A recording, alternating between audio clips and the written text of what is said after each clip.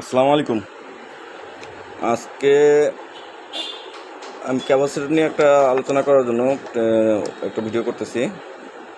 আমার এক বড় ভাই এই ক্যাপাসিটর নিয়ে একটা প্রশ্ন করছিল যে আমরা আইপিএসের মধ্যে ফ্যানের ক্যাপাসিটর লাগাই। আসলে ফ্যানের ক্যাপাসিটর বলতে তো কোনো ক্যাপাসিটর নাই। আপনার ক্যাপাসিটরটা কোন পারপাজে ব্যবহার হবে সেই পারপাজ অনুসারে আপনার ক্যাপাসিটর একটা কী বলে স্ট্রাকচার নির্ধারণ করা হয়। এখানে সাধারণত ক্যাপাসিটর অনেকগুলি ধাপ আছে।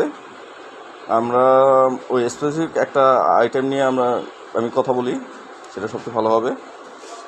সেটা হলো আমরা ক্যাপাসিটর যেগুলো আমরা মোটরে ব্যবহার করি বা ফিল্টারে ব্যবহার করি, এই ধাপটা এবং রেট কোয়ালিটি এটার উপর ভিত্তি করে ক্যাপাসিটরটা সাধারণত 3 রকম ক্যাপাসিটর পাওয়া যায়।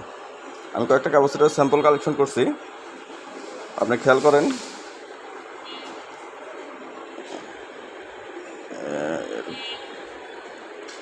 আর ইয়াতে এটা আসতেছে না, এটা হলো CBB90, এটাও CBB90।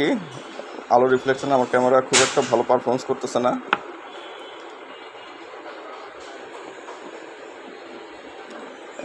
এটা হলো আপনার MKP। সাইডের মার্কিংটা একটু খেয়াল করেন। অন্যান্য মান আমার আপাতত আলোচনা না, প্রথম আলোচনা হলে আপনার এই যে MKP, এর আগে বললাম CBB।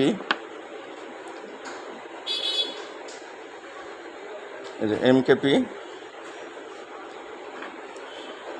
এটা খেয়াল করেন। CBB21B, যেটা খেয়াল করেন MKP। এটা হয়তো স্পষ্ট বুঝবেন না, এটা হলো আপনার ইয়াতে স্পষ্ট নাই। এটা হলো MKT, এই ক্যাপাসিটরটা হলো MKT।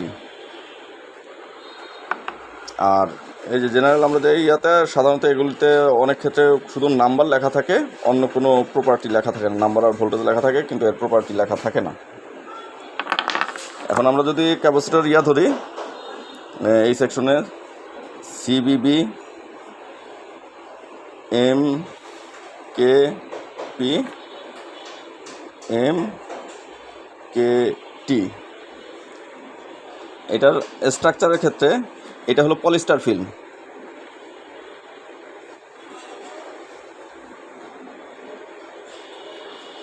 পলিস্টার ফিল্ম এটা হলো আপনার এই ক্যাপাসিটর, যেটা যারা ইন্টারনাল স্ট্রাকচার সম্বন্ধে জানেন, যে আপনার ডাইইলেকট্রিক ম্যাটেরিয়াল যেটা ব্যবহার করা হয়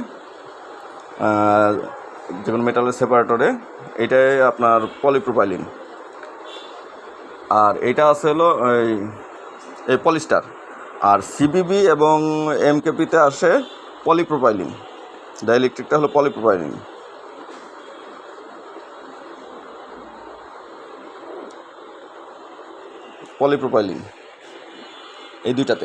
এই দুইটার পার্থক্য হলো এটা একটু লোয়ার গ্রেডের, MKT একটু লোয়ার গ্রেডের, জেনারেল পারপাস এবং লো কস্টের যেসব প্রোডাক্ট তৈরি করা হয় সেই পারপাসে হলো ব্যবহার করা হয়।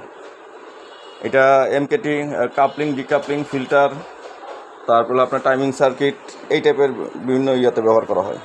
আর যখন হাই ফ্রিকোয়েন্সি, এটা হাই ফ্রিকোয়েন্সি ক্যারি করে, MKT হলো হাই ফ্রিকোয়েন্সিতে সাধারণত খুব কম ব্যবহার হয়।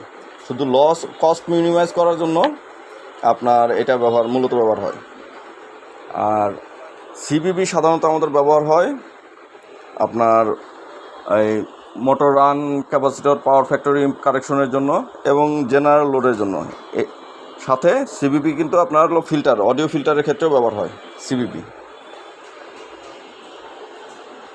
এর মধ্যে আপনার রেটিং থাকে CBBর সাথে 20, 21, 60, 65 এরকম গ্রেডিং থাকে। এটা কী পারবো, এটা ডাটা শিটে, কোম্পানির ডাটা শিটে এইটার কার্যকারণ উল্লেখ করা থাকে। এটা ডাটা শিট দেখে আপনার এটা বের করতে হবে।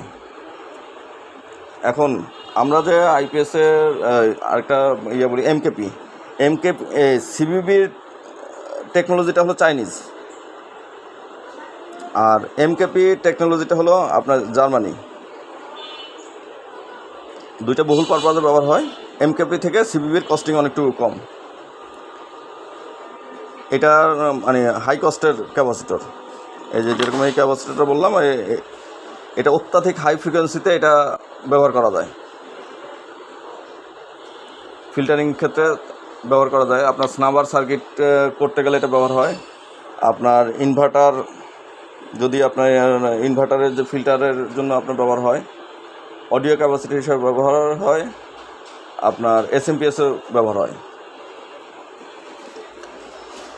পাওয়ার ফ্যাক্টর ইমপ্রুভমেন্টে তো ব্যবহার হয়, কিন্তু কস্টিংয়ের কারণে এটা সাধারণত আমাদের দেশে ব্যবহার হয় না। আমাদের দেশে পাওয়ার ফ্যাক্টর ইমপ্রুভমেন্টের জন্য আপনার সিবিবি ব্যবহার করা হয়। আর আমাদের ইনভার্টারে যেটা আমরা আউটপুট ফিল্টারে ব্যবহার করি, সাধারণ যে কোনো ক্যাপাসিটর বা ফ্যানের ক্যাপাসিটর লাগাই, আসলে সমস্যাটা হলো ফ্যানে আমাদের দেশে সিবিবি ক্যাপাসিটরটা ব্যবহার করা হয়।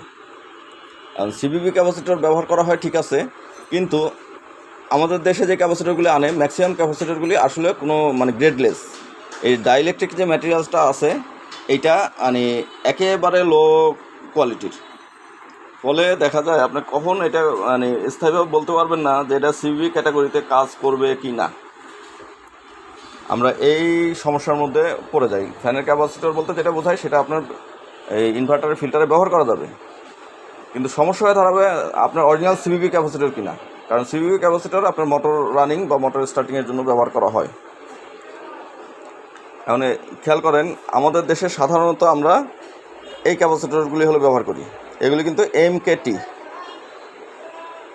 এই যে এই সাইডে হয়তো যে এখন একটু বোঝা যাচ্ছে আপনার এই পাশে MKT লেখা আছে, কিন্তু উচিত হলো আমাদের ফিল্টারিংয়ের ক্ষেত্রে উচিত হলো MKP ক্যাপাসিটর। এটা খেয়াল করবেন, আপনার যে আমাদের ইন্ডাকশন চুলা বা এই টাইপের যেগুলো হাই ফ্রিকোয়েন্সিতে ডিউটি করে সেই ক্ষেত্রে আপনার এই ক্যাপাসিটরগুলি ব্যবহার করা হয়। এটা অনেকে হয়তো জানেন, আবার অনেকে জানেন না যে MKP বা এরকম কোনো বিষয় আছে, ক্যাপাসিটরের কতগুলি নাম আছে। MKP ক্যাপাসিটর মূলত অত্যাধিক হাই ফ্রিকোয়েন্সির জন্য এর ব্যবহার। আমরা যদি ইনভার্টারের ফিল্টারে যদি আমরা MKP ব্যবহার করি তাহলে সবচেয়ে ভালো হয়। এবং এটা ব্যবহার করার সময় অবশ্যই খেয়াল রাখতে হবে আমরা কোন ইনভার্টারে এটা ব্যবহার করতেছি এবং কোন জায়গায় ব্যবহার করতেছি। এরপর দ্বিতীয় ধাপে আসে হলো সিবিবি 90। আপনার সিবিবি 90 আমাদের দেশে বহুল ব্যবহৃত হয়, সেটা হলো অডিও ফিল্টারিংয়ের ক্ষেত্রে, যেটা আমরা যে ক্রস ওভার করি বা এই টাইপের যেগুলো করি, এই ক্রস ওভার।